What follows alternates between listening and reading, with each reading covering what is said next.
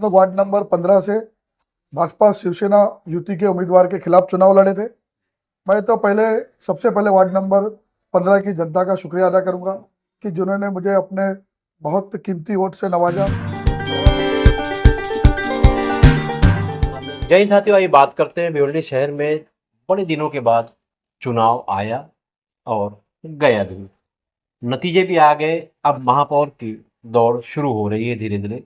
इस बीच जो लोग मैदान में थे, हम वहां तक पहुंचना या उनसे मिलने का प्रयास करना, इसी प्रयास में इस वक्त हम भिवंडी शहर के कल्याण रोड पर जो नई बस्ती का एरिया है वहां पहुंचे हैं।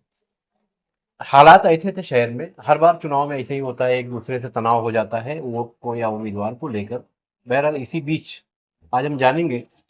भाई, पहले अपने हमारे जो दर्शक हैं उनको आप अपना नाम बताइए और आपने किस पार्टी। मेरा नाम इमरान अहमद शेख है। मैंने चुनाव में अपने छोटे भाई गुफरान शेख को लड़ाया था। हम लोग वार्ड नंबर 15 से भाजपा शिवसेना युति के उम्मीदवार के खिलाफ चुनाव लड़े थे। मैं तो सबसे पहले वार्ड नंबर 15 की जनता का शुक्रिया अदा करूंगा कि जिन्होंने मुझे अपने बहुत कीमती वोट से नवाजा और पहली बार में ही मुझे लगभग 600 वोट तक दिया। भाजपा और शिवसेना जैसी पावरफुल ताकत के सामने मैंने चुनाव तो बहुत अच्छा लड़ा, मगर उसको वोट में तब्दील नहीं कर पाया।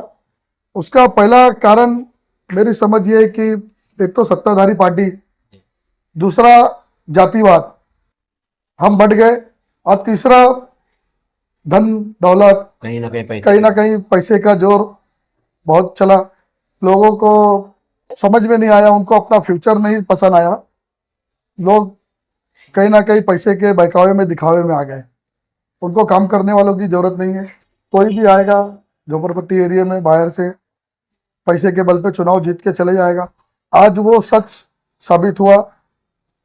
मेरा ये मानना है कि अगर ये नई बस्ती नेहरू नगर में अगर कोई मिडिल क्लास का या यहाँ का लोकल स्थानिक उम्मीदवार हमारे जैसा अगर चुनाव लड़ने की अगर हिम्मत भी करेगा तो शायद वो अपना बजट देख के पस्त हो जाएगा।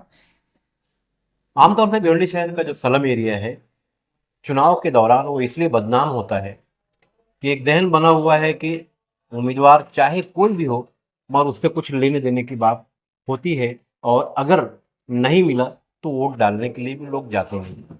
चलते चलते आपके जो मतदाता है, इन 600 लोगों ने आपको वोट दिया है, ये भी बड़ी बात है।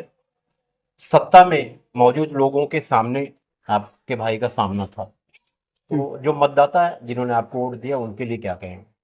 मैं मेरे मतदाताओं का दिल से शुक्रिया अदा करता हूँ और मैं उनको कहता हूँ ये मायूस होने की बात नहीं है। हम बहुत बड़ी ताकत से लड़े और अच्छे से लड़े।